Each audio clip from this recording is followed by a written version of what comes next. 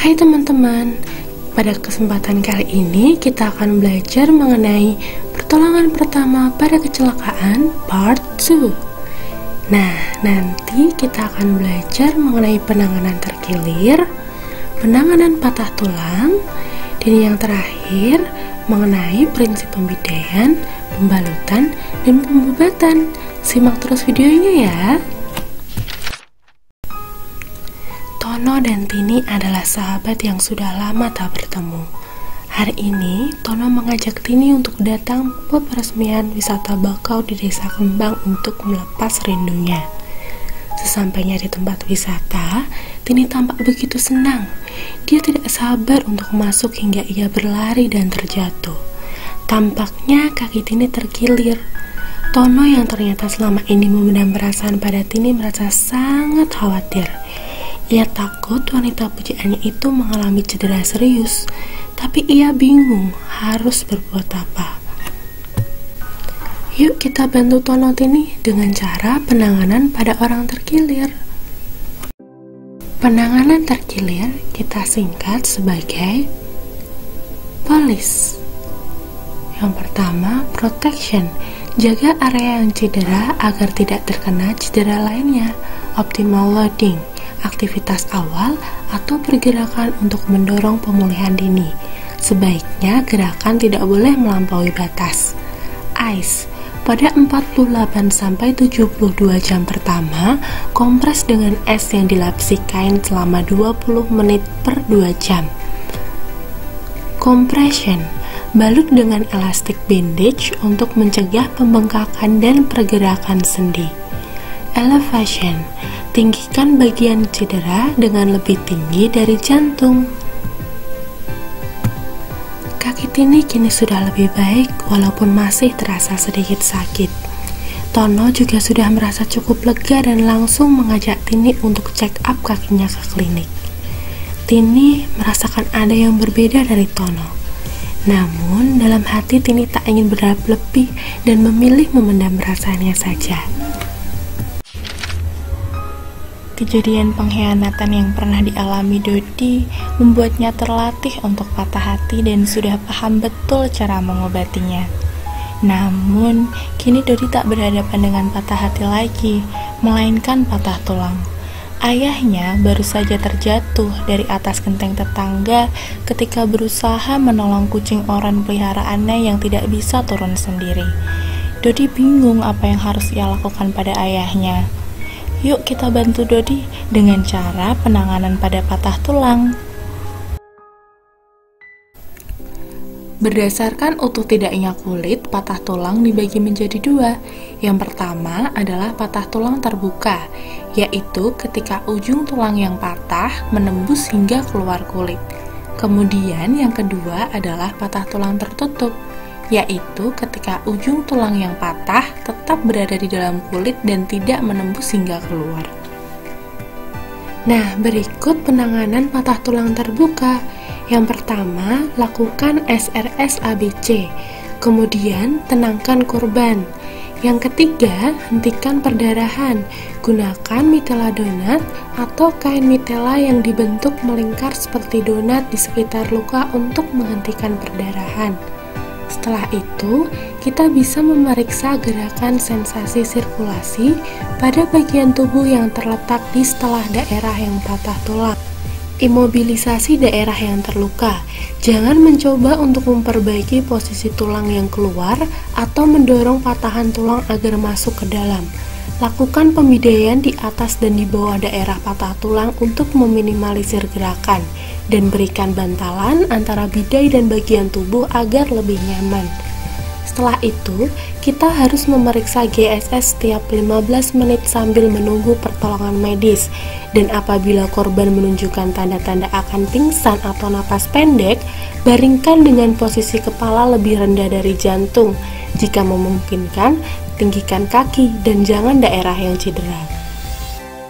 Selanjutnya, penanganan patah tulang tertutup. Yang pertama, lakukan SRS ABC dan tenangkan korban. Kemudian, periksa lokasi fraktur.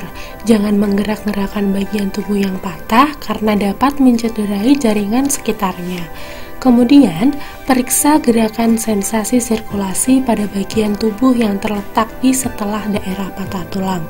Setelah itu, imobilisasi daerah yang terluka, lakukan pembidaian dan berikan bantalan antara bidai dan bagian tubuh agar lebih nyaman. Kemudian, ikatkan bagian tubuh yang patah ke yang normal agar mudah dibawa saat evakuasi.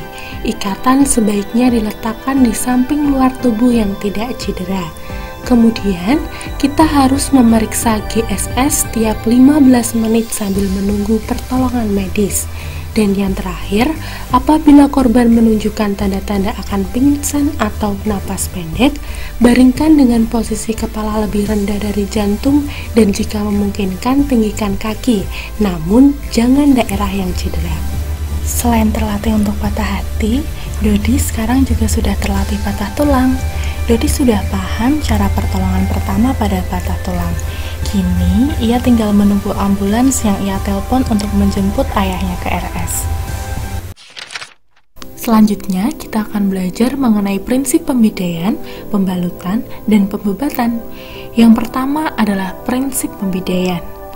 Prinsip pembidaian meliputi, jika memungkinkan, lepaskan cincin, gelang, atau jam tangan.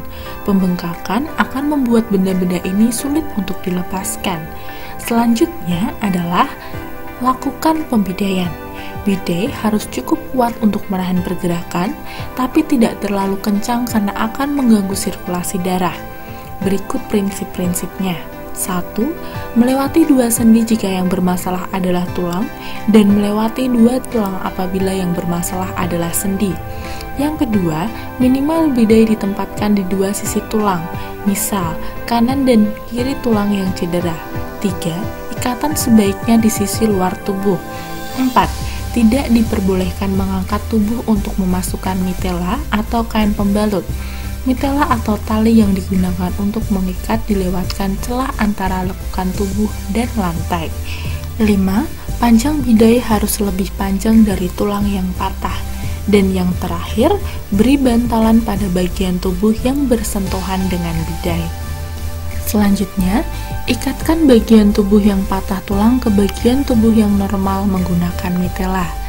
Lakukan pengecekan BPK setelah dan sebelum dilakukan pembidaian. Pengecekan dilakukan dengan menekan kuku jari korban dengan kuku jari penolong pada jari di anggota tubuh yang sama dengan patah tulang. Amati pengembalian darah setelah dilakukan penekanan. Berikut tanda-tanda sirkulasi terganggu karena pembidaian yang terlalu ketat. Pertama, WPK lebih dari 2 detik, kemudian tungkai membengkak, kulit membiru dan vena terlihat jelas, perasaan nyeri atau kesemutan, dan jika sudah parah kulit akan pucat, dingin, mati rasa, adanya rasa tertusuk, nyeri hebat, dan ketidakmampuan menggerakkan jari atau kaki. Nah, berikut gambar mitela dan bidai. Selanjutnya kita akan belajar mengenai prinsip dressing atau pembalutan. Dressing sendiri merupakan material yang diaplikasikan pada luka untuk mengontrol pendarahan dan mencegah infeksi. Sebaiknya dressing bersifat steril, tapi pada keadaan gawat darurat dapat digunakan material yang sifatnya bersih dan halus. Berikut prinsip dressing. Yang pertama, kain yang digunakan harus bersih atau steril. Jika memungkinkan, cuci tangan dengan sabun sebelum pembalutan, dan jangan menyentuh dressing yang akan bersentuhan langsung dengan luka. Yang selanjutnya adalah dressing harus menutup keseluruhan serta sedikit area yang ada di sekitarnya. Sebelum dilakukan pembebatan, pastikan perdarahan sudah usai. Jangan melepas dressing yang telah ditutupkan ke luka karena dapat menjadikannya perdarahan kembali. Jika perdarahan berlanjut, tambahkan dressing baru di atas yang lama.